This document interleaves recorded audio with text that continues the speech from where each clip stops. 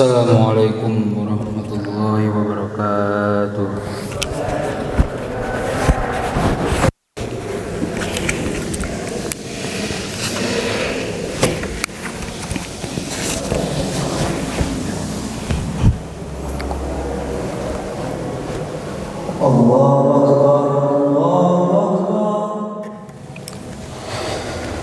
Alhamdulillahi malikid dayyan, wassalatu wassalamu ala Muhammadin sayyidi waladi adnan wa ala alihi wa sahbihi wa tabi'ihi ila ala mariz zaman.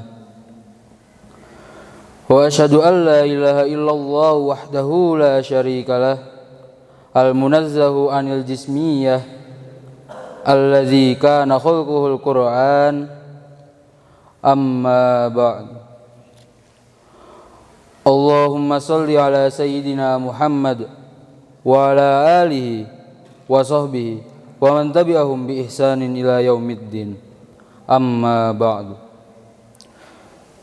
Faya ibadallah, usikum wa nafsi bitaqwallahi faqad fazal muttaqun. Faqala Allah ta'ala fi kitabihil karim, ya ayyuhalladzina amanu taqullaha wa qulu qawlan sadida yuslih lakum a'malakum wa yaghfir lakum dzunubakum wa may yuti'illaha wa rasulahu faqad faza fawzan 'azima. Wa qala ta'ala, ya ayyuhalladzina amanu taqullaha haqqa tuqatih wa la tamutunna illa wa antum muslimun. Ma'asyiral muslimin rahimakumullah.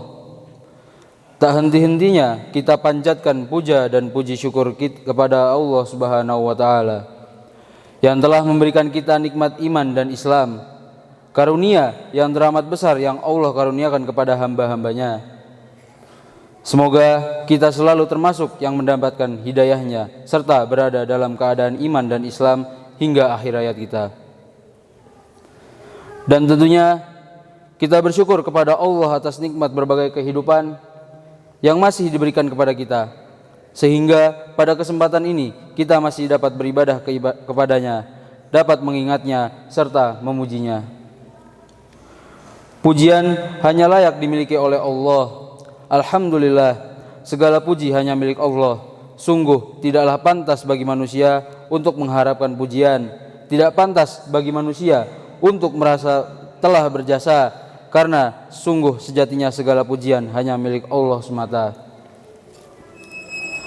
Haqqul yakin, sesungguhnya nikmat yang Allah berikan kepada kita tak terhitung banyaknya, seperti banyaknya air di lautan bumi ini. Oleh karena itu, apalagi yang bisa kita berikan kepada Allah sebagai balasannya selain beribadah dan bersyukur kepadanya. Ma'asyiral muslimin rahimakumullah. Pada kesempatan yang mulia ini, saya selaku khatib mengajak kepada hadirin sekalian, marilah kita senantiasa meningkatkan keimanan dan ketakwaan kita kepada Allah Subhanahu wa taala.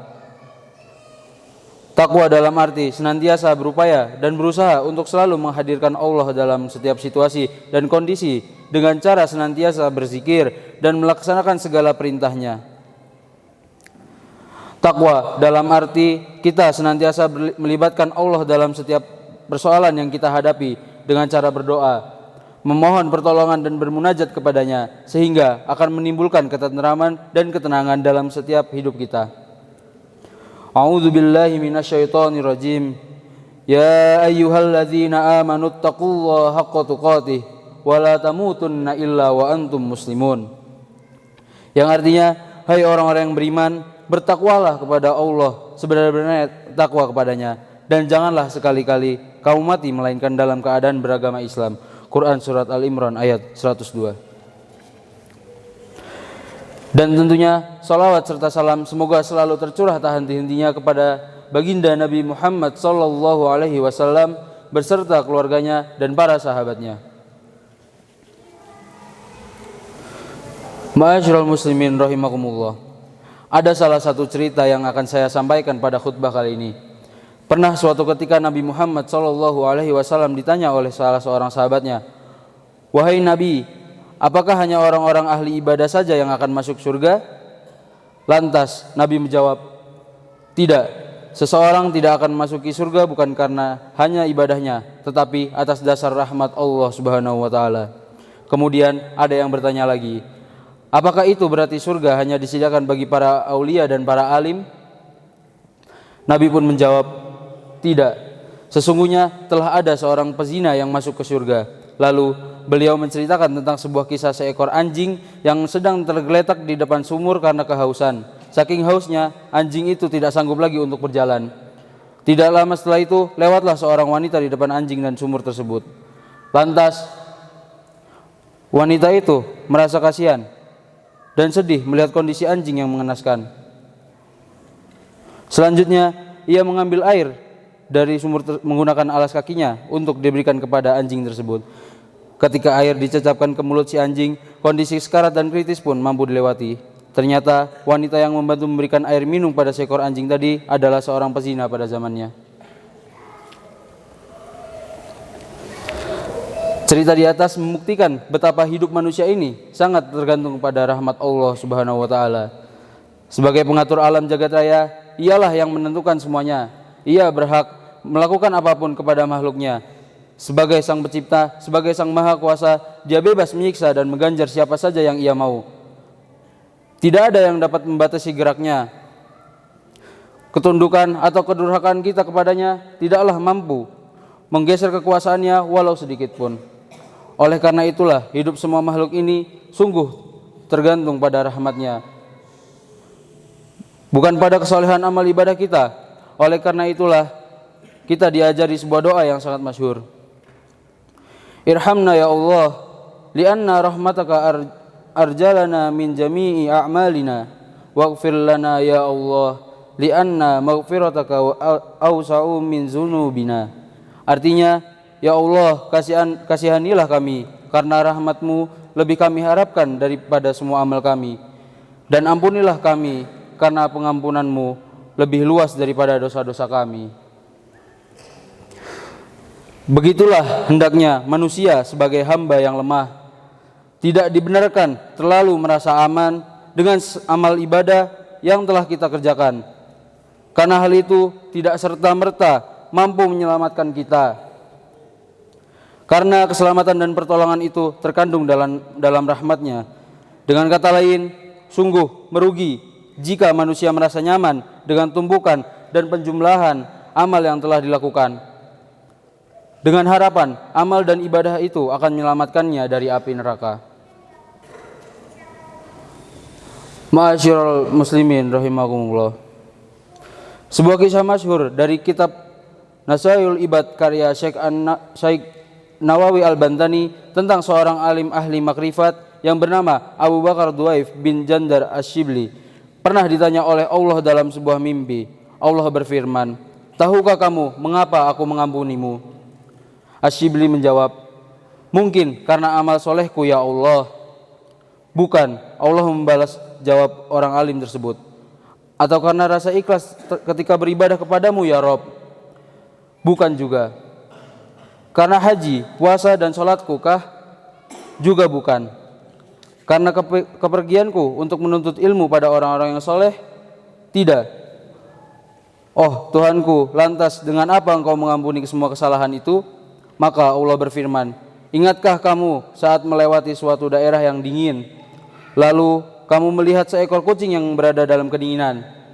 Lantas kamu ambil kucing itu dan kamu hangatkan dalam jubahmu? Ya, aku ingat ya Tuhanku. Lalu Allah berfirman lagi, karena kasih sayangmu terhadap kucing itulah sehingga aku juga menaruh belas kasihan kepadamu.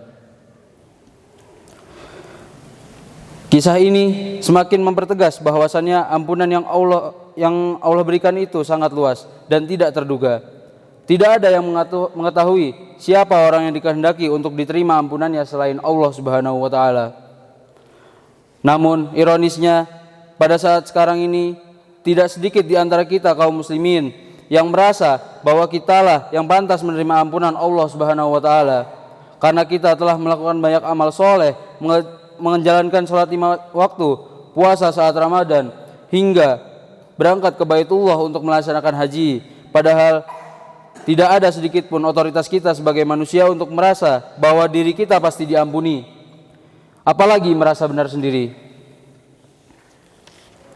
Maka ketika ada seorang muslim yang bersikap menolak atau bahkan mengancam ibadah umat agama yang lain dengan alasan sebagai minoritas tertentu, bukanlah sikap yang bijak, karena bisa jadi Allah malah mengampuni orang-orang muslim yang bersikap ramah dan menghargai mereka meskipun minoritas.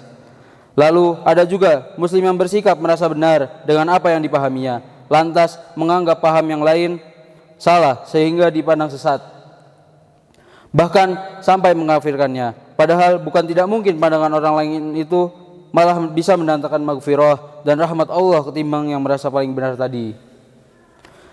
Seperti kisah bezina yang diceritakan di atas, ia mendapat ampunan hanya karena keikhlasan untuk menolong sesama makhluk hidup, meskipun seekor anjing.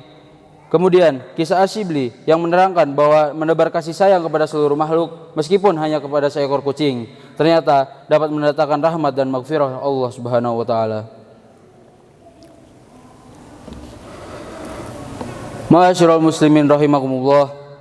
Allah berfirman dalam Al-Qur'an surat Az-Zumar ayat 53. A'udzu billahi minasyaitonir rajim. Qul ya ibadiyalladzina asrafu ala anfusihim la taqnatu min rahmatillah innallaha yaghfiruz dzunuba jami'a innahu huwal ghafurur rahim. Yang artinya, katakanlah, hai hamba-hambaku yang melampaui batas terhadap diri mereka sendiri, janganlah kamu berputus asa dari rahmat Allah. Sesungguhnya Allah mengampuni dosa-dosa semuanya. Sesungguhnya Dialah yang Maha Pengampun lagi Maha Penyayang. Bahwasannya kita semua dilarang untuk merasa putus asa atas rahmat Allah Subhanahu wa taala. Bagaimana kita akan putus asa kalau kita sendiri tidak memahami rahmat itu sendiri?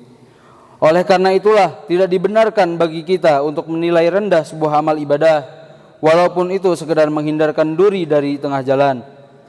Karena bisa saja amal itu yang dirahmati Allah Subhanahu wa taala. Kita tidak boleh meremehkan amal walaupun sekecil apapun. Siapa tahu itulah yang akan menyelamatkan kita dari akhirat nanti. Bukankah Sayyidina Umar masuk surga karena sekedar menyelamatkan burung emprit yang dibelinya dari seorang anak kecil yang menyiksa burung itu? Cerita ini kemudian diabadikan dengan sebutan kitab Usfuriyah. Begitu juga sebaliknya, kita tidak dibenarkan pula menyombongkan amal ibadah walau sebesar apapun amal tersebut, karena belum tentu amal itu mengandung rahmatnya. Ma'asyiral muslimin rahimakumullah. Dalam konteks kekinian, rahmat Allah dapat saja berada dalam amal yang sungguh sepele.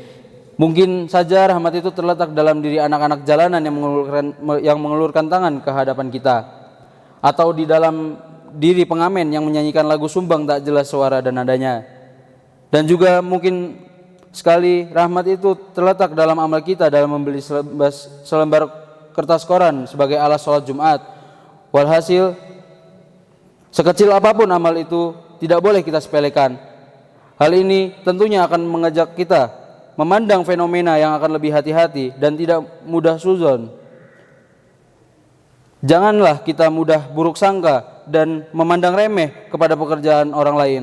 Tukang sayur yang mangkal setiap pagi, tukang loper koran, tukang ojek, dan tukang-tukang lain yang sering kita nikmati jasanya tanpa kita kenal profilnya. Bahkan seringkali kita jadikan kambing hitam.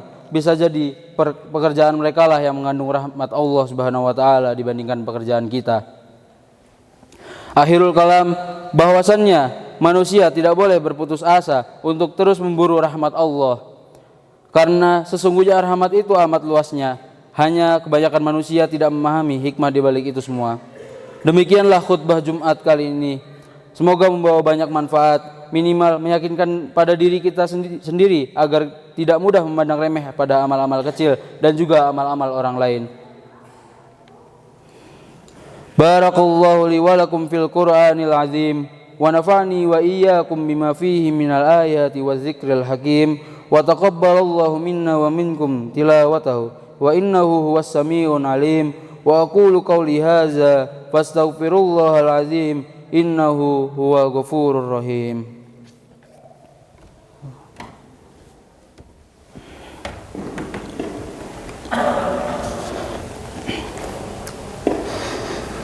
Alhamdulillahilladzi bi ni'matihi tatimmus shalihat wa bi fadlihi tatanazzalul khairat wal barakat wa bi taufiqihi tatahaqqaqul maqasid wal ghayat. Ashhadu an la ilaha illallah wahdahu la syarikalah wa ashhadu anna Muhammadan abduhu wa rasuluh la nabiyya ba'dah. Allahumma shalli ala sayyidina Muhammad wa ala alihi wa sahbihi wa man tabi'ahum bi ihsanin ila yaumiddin. Amma ba'du. Fa ya ayyuhal muslimun usikum wa nafsi bi taqwallahi azza wa jalla. Haitsu qala tabaraka wa ta'ala a'udzu billahi minasy syaithanir rajim. Bismillahirrahmanirrahim. Ya ayyuhalladzina amanu taqullaha haqqa tuqatih wa la tamutunna illa wa antum muslimun. Innallaha wa malaikatahu yusholluna 'alan nabi. Ya ayyuhalladzina amanu shallu 'alaihi wa sallimu taslima. Allahumma shalli 'ala Muhammad wa 'ala ali Muhammad kama shallaita 'ala Ibrahim wa 'ala ali Ibrahim wa barik 'ala Muhammad wa 'ala ali Muhammad kama barakta 'ala Ibrahim wa 'ala ali Ibrahim innaka Hamidum Majid. Allahumma ighfir lil muslimina wal muslimat wal mu'minina wal mu'minat al ahya'i minhum wal amwat innaka samiun qaribun mujibud da'wat. Allahumma ansuril mujahidin fi Palestin. Allahumma ansurhum 'alal yahud wa man awanahum minal kuffari wal munafikin. Allahumma saddid sahmahum wa wahid sufufahum wajma' kalimatahum 'alal haqq ya hayyu ya qayyum. Allahumma ij'alna hudatan muhtadin ghairad dhalin wala mudillin. Allahumma astur auratina wa amir rawatina wa qina ma ahammana wa qina syarra ma qadaitana. Allahumma inna nas'alukal huda wat tuqa wal afafa wal ghina. Allahumma qfina bihalalika an haramika wa aghnina bifadlik amman siwak. Allahumma inna na'udzubika min zawali nikmatik wa tahawwali afiyatik wa fujaati ni'matik wa jami'i sakhatik. Allahumma inna na'udzubika minal baras wal junun wal juzam wa min sayyi'il asqam. Allahumma ahsin akibatana fil umuri kulliha wa ajirna min hizyid dunya wa adzabil akhirah. Rabbana atina fid dunya hasanah wa fil akhirati hasanah wa qina adzaban nar. Walhamdulillahi rabbil alamin. Ibadallah, innallaha ya'muru bil adli wal ihsan wa ita'i dzil qurba wa yanha 'anil fahsya'i wal munkar wal baghi ya'idzukum la'allakum tadhakkarun. Fadhkurullahal azim yadhkurkum wa la dzikrullahi akbar. Aqimissalah.